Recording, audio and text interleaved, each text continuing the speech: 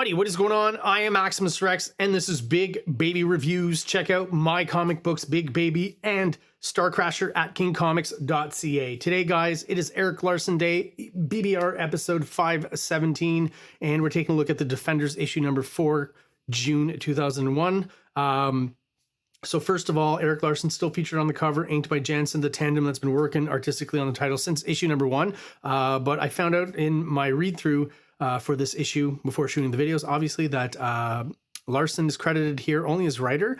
I thought Ron Frenz might be an inker when I saw this on the cover, but no, he's actually the penciler of this issue, filling in for a sick Erik Larsen. There'll be more details when we get to the credits page, and I'll go over that.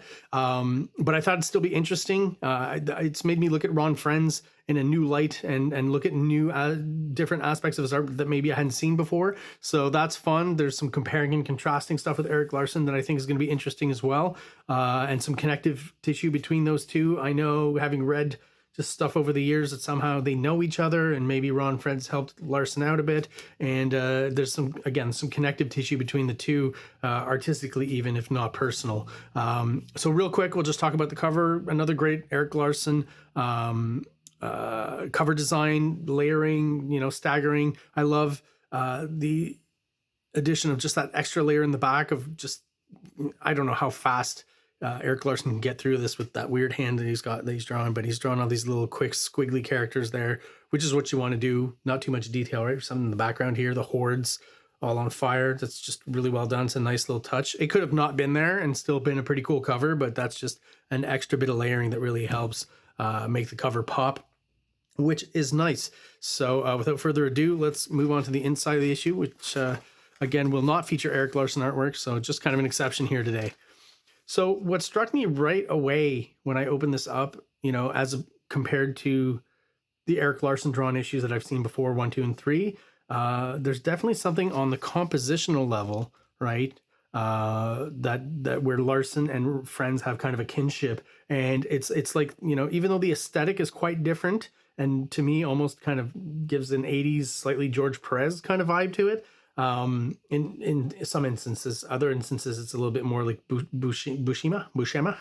I like to say Buscema. But just compositionally and layout wise, there's definitely something similar between the way he and Larsen approach things. And that hit me right on the cover here, because I felt like this image here could have been laid out by Larsen and maybe drawn by Ron Frenz. But when we get to the credits, as you'll see, Larsen has absolutely no credits as far as layouts go. So there's definitely something similar in the way these guys frame their images and lay out their comics. This is, like I said, I've never not liked Ron Frenz, but it's not like I was any kind of, a huge fan where I was seeking this stuff out specifically. But this issue I just found really is a good showcase, I think, for what he's strong at. And a lot of what he's strong at is that Marvel type action, just like Erik Larsen. And, pretty quickly as I went through this issue, and you'll see it maybe in this monster here, right, in this kind of foreshortened pose here that Pluto's in, the staging, right, the tilted horizons, foreshortening that we'll see in a bit. There's definitely, just like Larsen, a huge Kirby influence on Ron Frenz. And I remember back in the day when I was young, and they would talk about Kirby's influence. At that point, all I really knew were the image guys and the flashy artists and stuff, and that's what I was kind of born into comic book collecting with. And Kirby just kind of looked old-fashioned and weird. But eventually, slowly over the years, I got into Kirby a lot, and people would always say, everyone took from Kirby. And the more and more that I look back at, your mainstream Marvel artists from the 70s and 80s, like Ron Frenz here, like Sal Buscema, there's John Buscema, even John Romita to a certain extent, right? He's admitted that he was told to draw kind of more like Jack Kirby. It's true. He really has that much of an influence on all these guys that came right after and even later, right? Like the Walt Simonsons and the Erik Larsens. Erik Larsen was influenced by Walt Simonson, but also by Jack Kirby, and this guy was clearly as well. So credits: Kurt Busiek and Erik Larsen, writers Ron Frenz and Scott Hanna, artists. I don't know if Scott Hanna inking Ron Frenz here has an incidence in me liking his art a bit more. Maybe the inking is a little crisper with Scott Hanna than maybe more traditional, Marvel stuff that was inked over him during the 80s, maybe, that made it really look kind of Marvel house style, I guess is how I define it. What a great double page splash here with the Valkyrior coming out, right? I guess the core of Valkyries is what they're supposed to be called. Well, I'll talk about their design when we get a closer look. I want to mention some stuff with that.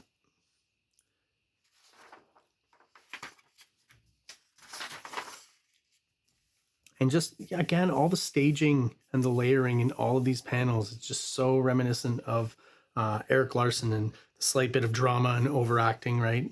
That Kirby influence once again. So yeah, looking at this character, one of the Valkyrior, is, Ron Frenz, I'm sure, is a historian of comics, comic book nerd, right? Knows this stuff. I feel like this is kind of a reference to the Guardian character that, again, Jack Kirby created way in the late 30s, early 40s, wartime, and then brought back in the 70s in Jimmy Olsen, which I'm also reviewing on the channel. You can check those out in the archives. I'm going to point out how ridiculous the Valkyrie's costume is here. I know it's supposed to basically kind of mirror Thor's costume, right? It's almost like He-Man and She-Ra, same kind of idea. But the metallic nipple protection and just the fact that she's armoring up her boobs specifically is just kind of hilarious.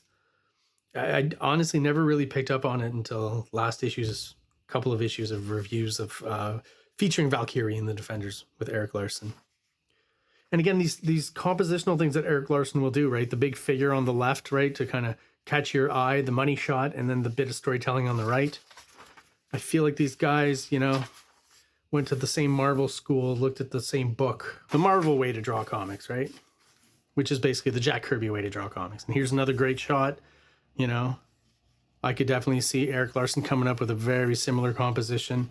That's what I mean. It's like, in a weird way, again, the aesthetic on top is a little bit different than Erik Larsen's. Not quite in that 90s kind of exciting, well, at this point it's the 2000s, but that more 90s kind of vibe where everything's kind of amped up and more extreme, right? Erik Larsen kind of jumped up on that. Maybe Erik Larsen, mid 80s when he starts at DC and stuff, he's a little more similar to this, a little more house style, right? And then he kind of amps it up over time, and it helps him, becomes more popular, follows Todd McFarlane, kind of joins the Image guys, right? In that movement, that 90s movement of guys.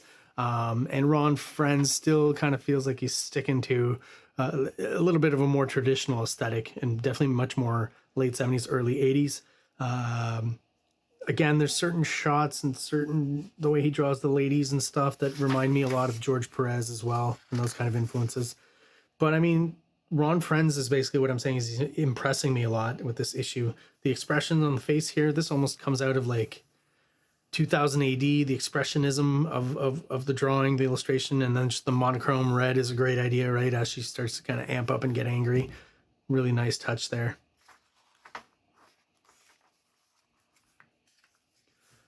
Color-wise, the use of blue on this page I really like for all the kind of action and reactive energy. Very cool. And then we get another kind of group money shot, the Sears pose. And I mean, I've got nothing to say. Everything is pretty much pitch perfect as far as the anatomy and the hatching and stuff. It does feel like a slightly more modern Ron Frenz than what I'm used to seeing maybe from Thor, is what I'm thinking of when he was working on Thor or Hammer Strike, or what was that second guy? That second Thor in the 90s Thor with the ponytail and the beard. Thunderstrike, that's what it is. He drew that, right? I think he did. But yeah, definitely, I mean, come on. How is that not Jack Kirby? It almost feels, swiped or something. Very cool though. He's really, again, the aesthetic itself is not exactly Jack Kirby, but the power and the emanation effects and all of this dynamic stuff is just, right out of his book. So to my point earlier, is as we go along, it's like, Kirby really did influence everyone. Like, if Kirby hadn't done this kind of stuff, this guy wouldn't have thought of doing it this way, right? That's basically what's kind of going on there. Great coloring job too, just the background being blue like that. That's a nice touch. Do more of that in my stuff as well.